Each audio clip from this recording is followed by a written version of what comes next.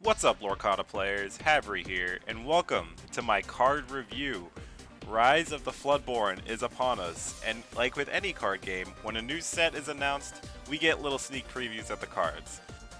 This is going to be part 1 of 2 of my card review, and in this first part, we're going to be talking about the non-Floodborn cards, so that just means the common cards, the actions, all of that good stuff. Without further ado, let's get right into it. First up, we got Winnie the Pooh. Pretty nice artwork, first and foremost. I think this is probably one of the best artworks in the entire game. Just like the swirling, and he just looks so somber. Anyways, about the card itself, it's not really great. It's not that it's bad, it's just that with what Amethyst is typically trying to do, you don't really have room for a vanilla 5/5. You know what I mean? Most vanilla cards you're going to want pretty good stats and lore for the costs. And while this is comparable to cards like Cerberus, which is a 5 mana 5/6 quest for 1, this is a 5 mana 5/5 quest for 2, it's not really one of those cards that you can really fit with your Amethyst deck because you're typically trying to play your Queens to draw cards, and you're trying to play your Elsas and stuff like that. I'd say unless this gets a pretty crazy shift, it's not really going to see any competitive play. But it is really cute, and it's really nice to have him represented in the game, nonetheless. Alright, you got Merlin, a 4 mana 1/5. Its effect, Battle of Wits. Whenever one of your other characters is returned to your hand from play, this character gets +1 lore this turn, while already having just 1 lore by default. So, the thing with Merlin is I see what they were trying to do. The problem is that this card needs a lot of work. And keep in mind, this is only for this turn, so it's not like you can just keep stacking up, Merlin points. You would need to do some sort of crazy combo play in order to make this card even somewhat worth it. Ideally, the dream, you get your Dr. Faucilier on the field, and you challenge into a bunch of things, and then you have Merlin to quest after you've already wiped the board for huge numbers. Or maybe you put him in your Mickey deck, and then once you have a bunch of your brooms that go in and challenge, you suddenly have a Merlin that's going to quest for 5 this turn. I hate to break it to you, but especially in this meta where we have things like Be Prepared, Grab Your Sword, I just don't see that happening. And it would be different if you could just play Merlin on the board and then you would just have a solid card, but Merlin is a 4 mana 1/5, and that is very terrible. You basically need to put in so much back work with Merlin is that the only way to make this card even decent is if you just build your entire deck around him. And the problem is, right now with Amethyst, decks like Mickey Mouse and Dr. Faucilier just aren't that good right now. People are too busy playing Ursula, Elsa, things like that. Typically, with your Amethyst deck, you're not going to be running it as your main win condition. You mostly run Amethyst to help you get to your win condition. And Merlin, on his own, isn't really a good win condition. So I don't predict that this deck will be any good outside of maybe a funny gimmick deck that you play with your friends. The Sorcerer's Spellbook. This is an exciting one. So it's a 3-cost uninkable item where for 1 ink each turn, you can gain 1 lore. Wow. So this card poses a really huge threat. In a color where there's already so many good items, it now just got even harder to decide which ones to put in your deck, because I personally think this card is very strong. Unless you're running something like a bunch of beasts, or maybe even a couple breaks in your deck, and your opponent can even have more than one of these on the board, it could just be so difficult to even start amounting a comeback. And then you pair it with decks that also run Sapphire, and it being uninkable isn't even a problem anymore.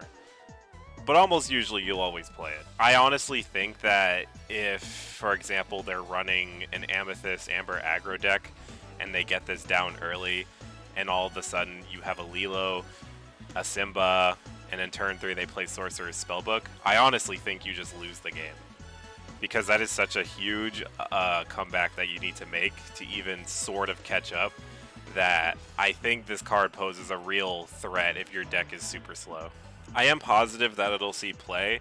I just think that there are certain Amethyst decks that maybe won't need to run Sorcerer's Spellbook, but I think all of the really, really good aggro Amethyst decks will definitely run Sorcerer's Spellbook when it comes out. Moving on to Ruby, we have Raya. I think this card has quite pretty art for what it is. Anyways, this card is really, really bad and we'll see absolutely no competitive play. I mean, if Scar saw no competitive play, why would Raya? The only possible way I could see Raya seeing some play is if it had a really, really good shift. But I think even with a really, really good shift, you'd probably want to just play the Raya shift and not this card, because it probably wouldn't even be worth it to have this on the board. This does bring a discussion though on why this card is so bad, and that's because having, I would say, 3 and under health in Lorcana is actually really bad, and you need to be a really good card to offset that weakness, especially if you're going to cost like 4 and above mana. So yeah, I don't see this card seeing any play, and I think it'll be pack filler. Moving on to Amber, we have Zero to Hero, a 2-mana uninkable song. Count the number of characters you have in play. You pay that amount less for the next character you play this turn. So here's why I don't think Zero to Hero is very good. The problem with Zero to Hero is the fact that it's a song that you need to sing in order for it to be good. Let's say, for example, you have 1 jump ahead in your hand on turn 2, and you have nothing else to play on turn 2. You can still play that 1 jump ahead for 2, and it would still be good. But the problem with Zero to Hero, unless you have 3 or more guys on your field, if you play Zero to Hero without singing, it actually just does nothing. And while I don't think this card is entirely unsalvageable, I don't like the fact that it's not inkable on top of you needing to sing it in order for it to be good. It is theoretically good in like a crazy scenario where you have a bunch of small guys on the field and you use one of them to sing Zero to Hero, and all of a sudden your next guy costs 5 less. But at that point, why aren't you just playing Just in Time when that card is just strictly better than this card? Amber's got a new Mickey card, Mickey Mouse, Friendly Face, a 6-mana 1/6 quest for 3. Whenever this character quests, you pay 3 less ink for the next character you play this turn. Wow, this one is a strong one. I would say unless you have some hard removal, there's honestly 100% chance this character quests. And then once it does quest, it's automatically going to bring out your Stitch for 3, your Moana for 2, your Hades for 5. There's just so many crazy combinations that you could use with this card that makes it so absurd. I think even just its base stats encouraging you to quest with 3 lore while also having 6 health makes this very hard to remove. Unless you have something like a Dragonfire or Be Prepared, something like that. So yeah, I think Mickey Mouse is incredibly strong. I can see that it'll have a lot of competitive play. I'm also now just realizing that you can use it for shift, so you can also shift out your Stitch for 1 ink. Absurd. And the last card we're going to talk about today before we get to the Floodborn characters is Tiana, a 4-mana uninkable 1/4 quest for 2 with Resist +2. While this character is exerted and you have no cards in your hand, your opponent can't play actions. So first, let's talk about what Resist actually does. It should be pretty straightforward. Resist +2 means damage dealt to this character is reduced by 2. And you need to keep in mind that this is every source of damage. So it's immune to grab your sword, only takes 1 damage from smash, things like that. Unfortunately for Tiana, I just don't think this card is very good. I would say that if it was inkable, you might consider running it, but I think its effect is just too specific and its use too niche for it to actually see any serious play.